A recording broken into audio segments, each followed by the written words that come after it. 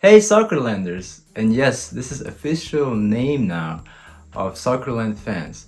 Welcome back to our channel where we dive deep into the beautiful game of soccer. My name is 𝗏𝗏𝗏𝗏, back at it again to do some big business with you guys. Big business, because learning completely new sport for yourself is a big step. And yet you're here, so I commend you for it. Now, let's go ahead and get started. Today, we're going to simplify some of the most crucial aspects of the game. Red cards, yellow cards, fouls, penalties, offsides, corners, and free kicks.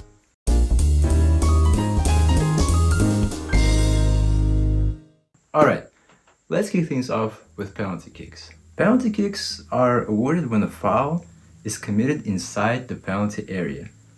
The attacking team gets a shot from the penalty spot, with only the goalkeeper to beat. When it happens during the game, it's only one kick. If you score, great. If not, the game continues. Keep in mind, defenders need to stay outside the penalty area until the ball is in play. Now picture this. You're one-on-one with the goalie. Nerves are high and it's all up to you. It's 1-0. Your team is losing, it's 90th minute, and yet you need to score to at least save the game. If you score this goal, you're a hero of the match. You saved the game, your team didn't lose. But if your team loses after your missed shot, then you're a villain, with most of your fans hating you. And depending on the importance of the game, you might end up being hated years and years to come. I know, right? It's pretty tense. The penalties usually are the biggest drama-inducing moment of the game.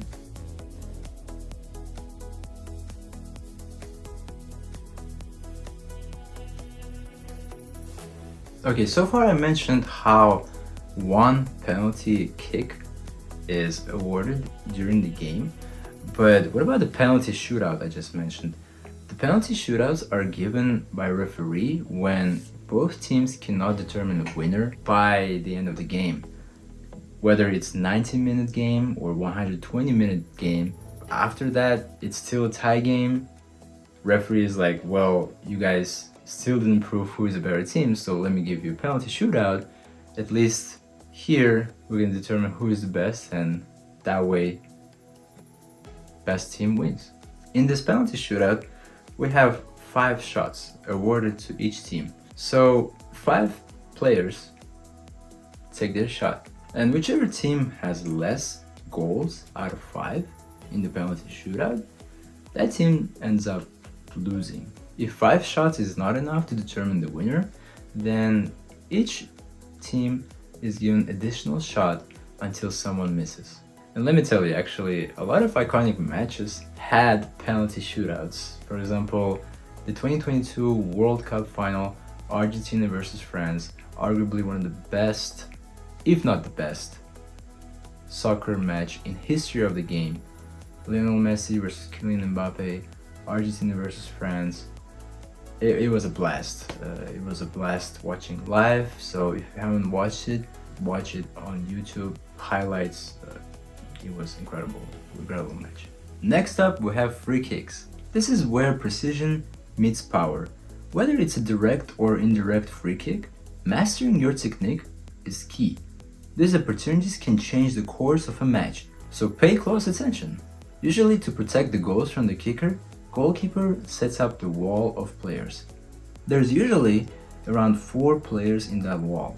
Other players, attackers and defenders, are waiting for kicker's action and get ready to act quick once the ball is in the air. If defender gets it, he kicks the ball out. If attacker gets it first, then he will try to score. But that all happens if the kicker made a long pass instead of shooting directly at the goalkeeper. Corner kicks are awarded when the ball crosses the goal line after last touching a defender. They're like a strategic dance where every move counts. Same principle when it comes to defenders and attackers. Everyone is trying to do their job. But the difference between a free kick and a corner is that most likely a kicker will do a long pass instead of a direct shot, since the curve is crazy to try to score from there. But even that is apparently not impossible.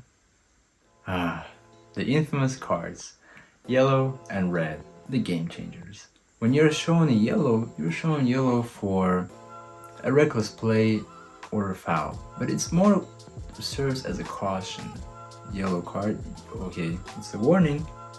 It's a warning. If you keep playing like this, I'm gonna give you a red card. If you're shown a red card, that means you're out from the field, and by that you can leave your team short-handed. It's gonna be 11 versus 10, and it's gonna be more difficult for your team with 10 players to compete against 11, correct? So when referee gives a red card, when it's pretty much a dangerous play, when you see that player is intentionally trying to hurt somebody, it's usually for something violent.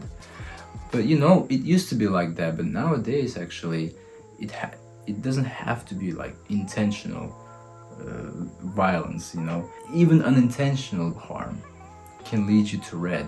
It all depends on the situation. If it looked, you know, pretty dangerous for you to do this way, intentional or unintentional, you will get a red card.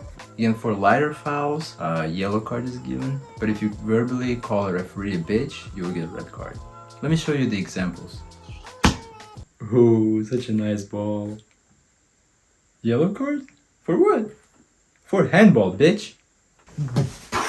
Goal! Goal! Yeah, yeah, yeah. Yeah, yeah, yeah, yeah. Goal! Yeah. Yellow? Oh. For taking the shirt off, right? Oh, yeah, right, yeah. But what if it's just a lady playing soccer and taking her shirt off to make boys happy? Still yellow?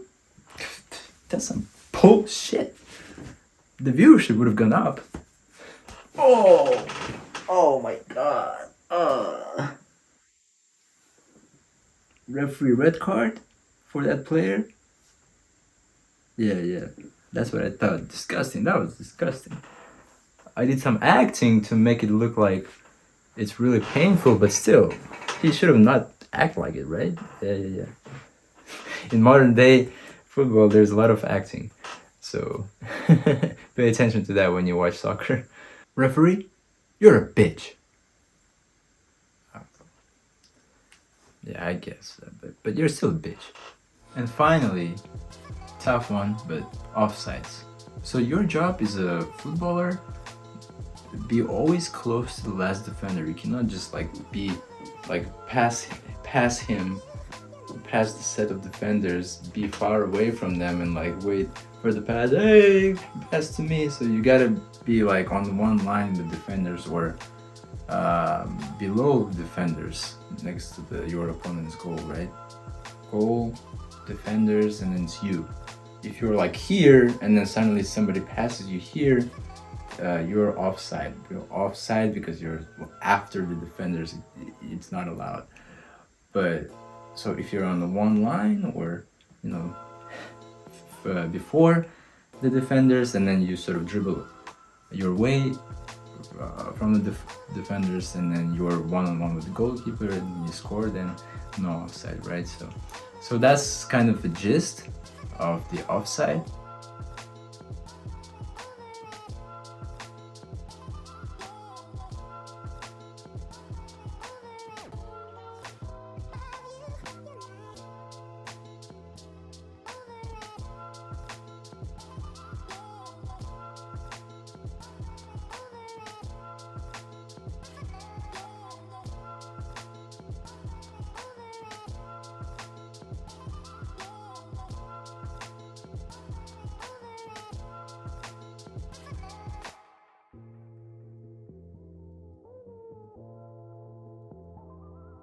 This is the standard explanation of the offside, but in the ever-changing game of soccer, now you never know what is offside, to be honest. It's just, offsides have become a difficult topic. Sometimes today it's not very clear when it's offside, but when it's not. and new incorporated offside rules are only confusing the general public instead of helping the situation. And there you have it, guys. Next, we're gonna talk about positions in soccer, goalkeepers, defenders, midfielders, and strikers. So stay tuned, and I'll see you guys in the next ones.